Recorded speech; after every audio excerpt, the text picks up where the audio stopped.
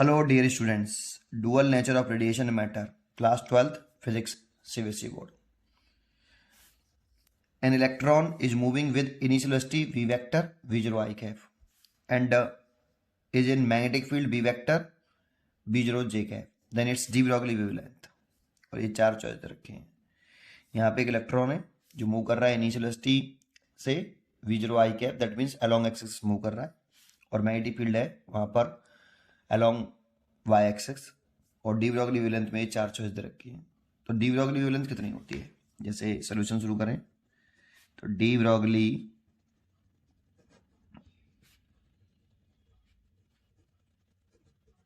Wavelength of moving electron, यहाँ पे electron है पार्टिकल, तो lambda is equal to h upon p लिख सकते हो, पी है मोमेंटम, या एच अपॉन एम भी लिख सकते हो. ये अगर हम ये यहाँ पर ये पता लगा लें कि स्पीड जो है वो कांस्टेंट है या चेंज हो रही है टाइम के साथ, तो मालूम पड़ जाएगा डी ब्रॉगली वेवलेंथ कांस्टेंट है या टाइम के साथ चेंज हो रहा है. अब ये कैसे पता करें, जो डाटा हमें दे रखा है यहाँ गिवन है, ये इनिशियल वेलोसिटी है क्योंकि मैग्नेटिक फील्ड भी है, तो उस चार्ज पार्टिकल पर फोर्स लगेगा, मैग्नेटिक फोर्स. लेकिन हम जानते हैं मैग्नेटिक फोर्स केवल डायरेक्शन चेंज करता है, स्पीड चेंज नहीं होती इसके अंदर. वही पढ़ते हैं कैसे चेंज नहीं होती. तो initial velocity of electron given है,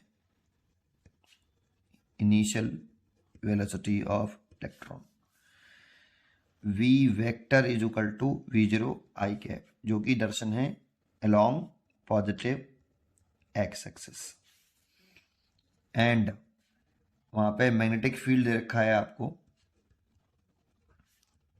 b vector is equal to b0 j cap, और ये दे रखा है आपको अलोंग y एक्सिस. एक डायग्राम बनाना चाहो तो आप ऐसे बना सकते हो कि ये x एक्सिस है और ये आपकी y एक्सिस है, और इधर की तरफ आपको मैग्नेटिक फील्ड दे रखा है ये, और ये आपका इलेक्ट्रॉन है और ये ऐसे मूव कर रहा है v वेलोसिटी से. ठीक, देखो यहाँ पे ये दोनों परपेंडिकुलर हैं, velocity is perpendicular to magnetic field. तो जैसा कि हम जानते हैं जब वेलोसिटी और मैग्नेटिक फील्ड परपेंडिकुलर होते हैं तो पार्टिकल सर्कुलर पाथ पर रिवॉल्व करता है, और जो मैग्नेटिक फोर्स लगता है वो सेंट्रीपिटल फोर्स प्रोवाइड कराता है इस पार्टिकल को सर्कुलर पाथ पर घूमने के लिए. ठीक, तो मैग्नेटिक फोर्स लिख लेते हैं, magnetic force on electron in magnetic field. तो वेक्टर फॉर्म में लिख लेते हैं क्योंकि ये सब वेक्टर में दे रखा है, इसीलिए F M vector is equal to q, वैसे तो ये होता है क्यू, चलो वेक्टर फॉर्म में लिख देता हूँ, वी क्रॉस बी. वैसे बिना वेक्टर फॉर्म के लिखें, मैग्नीट्यूड वाइज लिखें ओनली, तो आपने पढ़ा हो q v B sine theta, लेकिन वेक्टर फॉर्म में ये लिखेंगे. अब इलेक्ट्रॉन है इसीलिए यहाँ पे वैल्यू पुट करें एफ एम माइनस का ई, और वेलोसिटी वेक्टर फॉर्म में रखी है, तो चार्ज स्केलर क्वांटिटी होता है, ये वेलोसिटी रखी है v naught i cap cross B naught j cap. ये आपने ये क्रॉस प्रोडक्ट का ये बनाया होगा, आई कैप इधर जे कैप इधर के कैप. अब आई क्रॉस जे करना है तो आई से जे की तरफ घूम जाइए, तो I cap cross J cap is equal to K cap आएगा, इसलिए यहाँ पुट कर दें तो एफ एम बराबर माइनस का E V not be not और ये के कैप. इस के कैप से मालूम पड़ रहा है कि इसकी डायरेक्शन जो मैग्नेटिक फोर्स की डायरेक्शन है वो आपकी अलोंग नेगेटिव जेड एक्सेस आ रही है, क्योंकि माइनस का के कैप है, और जब अलोंग नेगेटिव एक्सेस आ रही है तो इससे देखिए ये इधर आपकी फर्स्ट हो गई और ये आपकी सेकंड हो गई.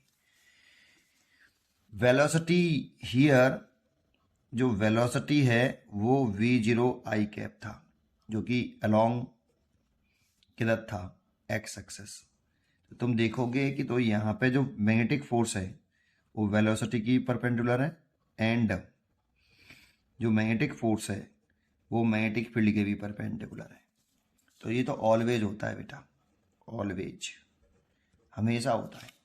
ठीक है, जब कोई चार्ज पार्टिकल सर्कुलर पाथ में रिवॉल्व करेगा ना तो अगर ये केस होगा तो ये केस हमेशा ही होता है, सर्कुलर पाथ में रिवॉल्व करे या ना करे हमेशा ही परपेंडिकुलर ही लगते हैं, ठीक।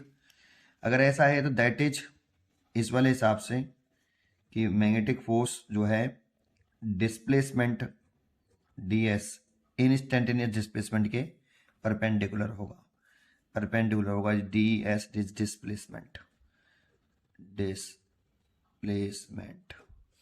इंस्टेंटेनियस डिस्प्लेसमेंट होगा ये, ठीक। ये so work done by magnetic force, burden on by magnetic force on electron, W is equal to magnetic force displacement और कॉस्ट 90 डिग्री, और कॉस्ट 90 की वैल्यू 0, तो वर्डन 0। तो ये वर्डन ऑलवेज 0 आएगा, कभी कभी नहीं, always. So work energy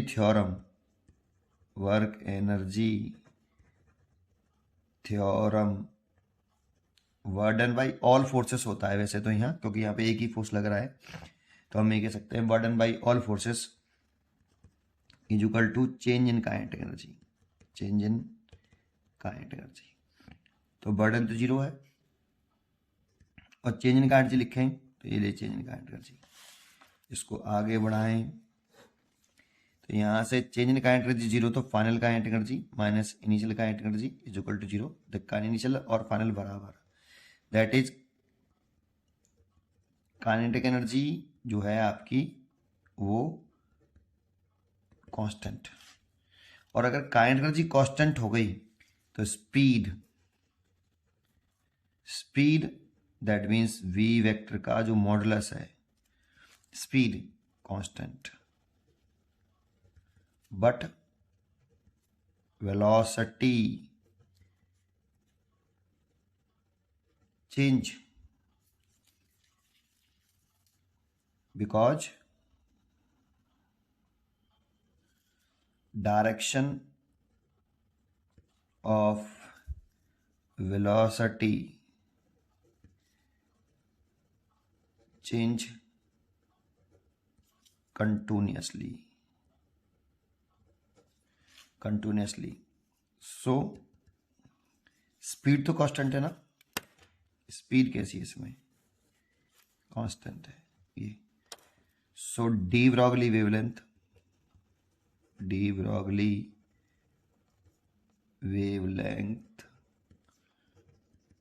h upon mv कैसा, कांस्टेंट, इसीलिए आपका ये आंसर हो गया, डी ब्रॉगली वेवलेंथ कांस्टेंट है, इसीलिए इसका आंसर हुआ रिमेन्स कांस्टेंट, ए इसका आंसर होगा। इसे शॉर्टकट में भी आंसर दे सकते थे बिल्कुल, अगर आपको नॉलेज होती किस चीज़ की कि जो फोर्स और वेलोसिटी ऑलवेज परपेंडिकुलर होते हैं in case of magnetic field में जब भी कोई चार्ज पार्टिकल मूव करता है तो मैग्नेटिक फील्ड केवल उसकी डायरेक्शन चेंज करता है, मैग्नीट्यूड ऑफ स्पीड कांस्टेंट रहती है ऑलवेज, क्योंकि ऑलवेज जो है ये परपेंडिकुलर ही रहेगा, और परपेंडिकुलर रहेगा तो वर्डन 0 रहेगा, तो उसकी काइनेटिक एनर्जी ऑलवेज कांस्टेंट रहेगी, that means speed, that means magnitude of velocity constant रहेगी, बट डायरेक्शन चेंज होगी बेटा फोर्स की वजह से, क्योंकि वो सेंट्रीपिटल फोर्स की तरह से काम कर रहा है और डायरेक्शन चेंज कर रहा हो, ओनली मैग्नीट्यूड कांस्टेंट रहेगा उसका, इसलिए D Broglie wavelength remains constant आप ले सकते हो, इसलिए इसका आंसर जो है ए होगा। पढ़ते रहिए और खुश रहिए, थैंक यू।